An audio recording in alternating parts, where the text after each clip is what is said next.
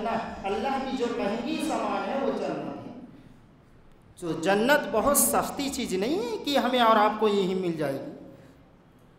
अल्लाह के प्यारे नबी कहते हैं कि जब अल्लाह रब्बुल आलमीन ने जन्नत को बना कर के तैयार किया, रेडी किया, तो अल्लाह ताला ने जिब्राइल से कहा, है जिब्राइल जाओ मेरी जन्नत को देख करके आओ कि वो जन्नत कैसी है।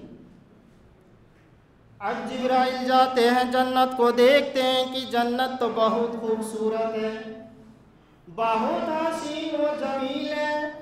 जिब्राइल देख करके खुश हो जाते हैं, वो हंसते हंसते अल्लाह के पास आते हैं।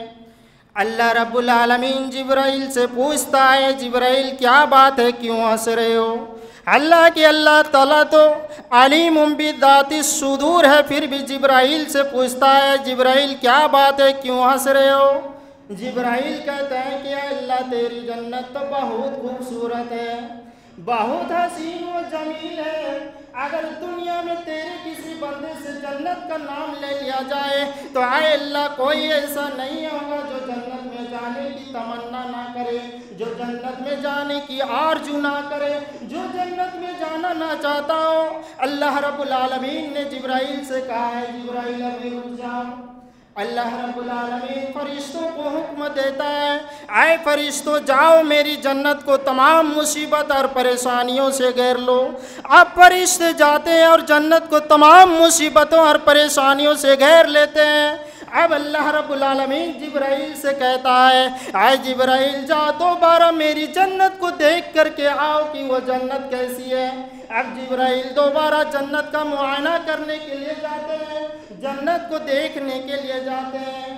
देखते हैं कि जन्नत तो बहुत खूबसूरत है, बहुत हसीन व जमील है, लेकिन जन्नत को इतनी मुसीबत और परेशानियों से घेर दी गई है कि हज़रत जिब्राइल की आंखों में आंसू आ गए, वो रोने लगे और रोते रोते वो अल्लाह रब्बुल आलमीन के पास आते हैं। अल्लाह रब्बुल आलमीन पूछता है, जिब्राइल क्या बात है, क्यों रो रहे हो? पहली मर्तबा तो तुम हंसते हंसते आए थे, दूसरी मर्तबा तुम रोते रोते क्यों आए हो, क्या बात है?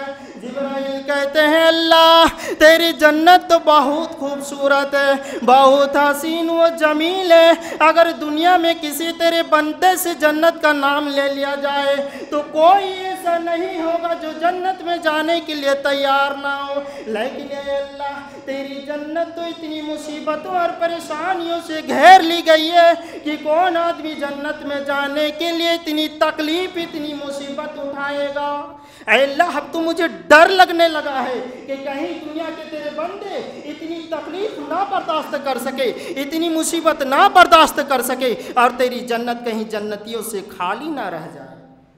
अल्लाह ताला ने कहा, जिब्राइल मेरी जन्नत को इसी हाल में रहने दो, हम आजमाएंगे। मोमिन हो जाना इतना आसान नहीं है मेरे भाई। जन्नत में जाने के लिए बहुत सारी मुसीबतों और परेशानियों का हमें और आपको सामना करना है। बड़ी बड़ी कुर्बानियां देना पड़ेंगी उसके लिए हमें आपको। ग़ज़वाए उहद का मौका उठाइए। हजरत अब्दुल्ला इब्न जहश ने कैसी कुर्बानियां पेश की है अल्लाह रब्बुल आलमीन के यहाँ। ग़ज़वाए उहद से एक दिन पहले हजरत साद इब्न अबी वक्कास और हजरत अब्दुल्ला इब्न जहश दोनों आपस में मशवरा करते हैं कि भाई कल हम लोग ग़ज़वाए उहद में जाएंगे, जंग में जाएंगे, लड़ाई करेंगे, चलो आज अल्लाह से कुछ मांग लेते हैं।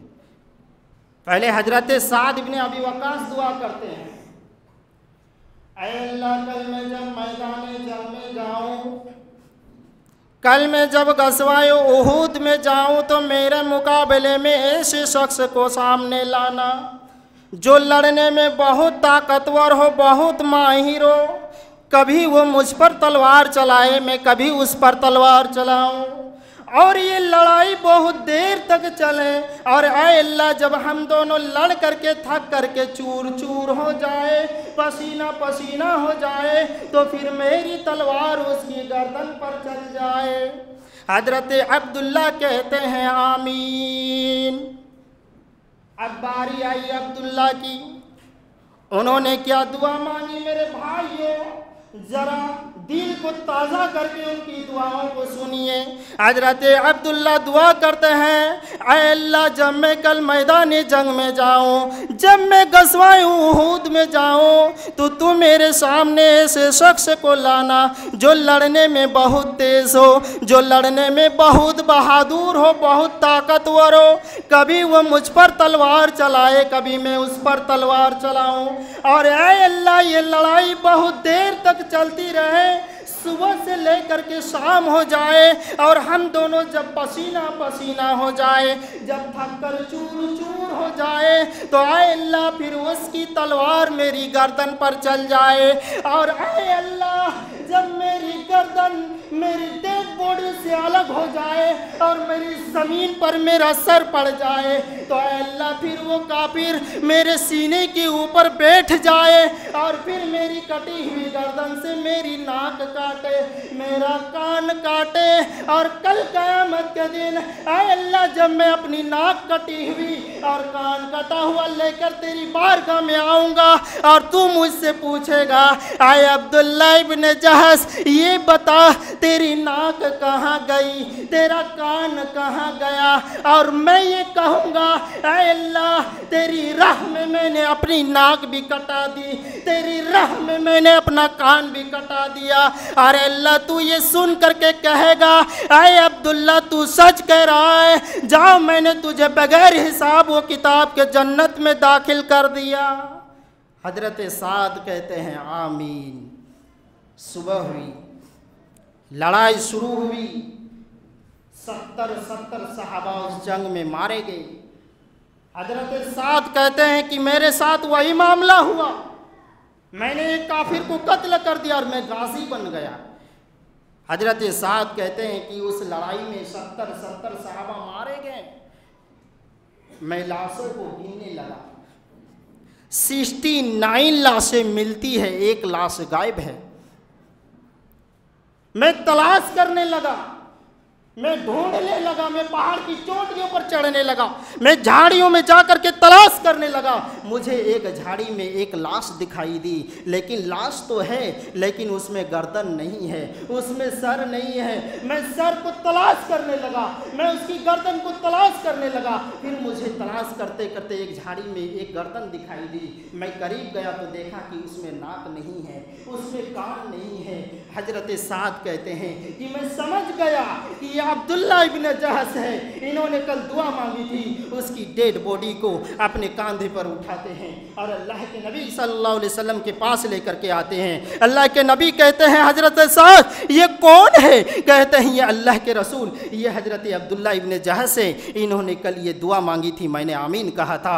उसके बाद हजरत साद रज़ी अल्लाह ताला अन्हु आसमान की तरफ अपने हाथों को उठाते हैं और कहते हैं आए अब्दुल्ला इब्न जहश, काश तेरी जगह पर मैंने ये दुआ मांगी होती तो कितना अच्छा होता, क्योंकि मेरी दुआ को अल्लाह ने दुनिया में सुनी और तेरी दुआ अल्लाह ने दुनिया में भी सुनी और आखिरत में भी सुनेगा। दुआ का एक हिस्सा बाकी रह गया है और मुझे उम्मीद है कि कल क़यामत के दिन जब तू अपनी नाक और अपना कान कटा हुआ अल्लाह के सामने लेकर के जाओगे और अल्लाह पूछेगा ऐ अब्दुल्ला इब्न जहश बता तेरी नाक क्या हुई, बता तेरा कान क्या हुआ, और तू कहेगा कि मैंने तेरी राह में अपनी नाक भी कटा दी, मैंने तेरी राह में अपना कान भी कटा दिया। और अल्लाह ये सुनकर कहेगा ऐ अब्दुल्ला जा मैंने तुझे बगैर हिसाब व किताब के जन्नत में दाखिल कर दिया। ऐ हजरत अब्दुल्ला इब्न जहश तेरी जगह पर काश मैंने ये दुआ मांगी होती तो कितना अच्छा होता। ये जज्बा ईमान नहीं था तो और क्या था मेरे भाइयों। आज हम मोमिन हैं, अल्लाह ने कहा हम आजमाएंगे, मोमिन हो जाना इतना आसान नहीं है। सिर्फ ज़ुबान से कह भी दिया ला इलाहा इल्लल्लाह तो क्या हासिल, दिलो ज़बान मुसलमान नहीं तो कुछ भी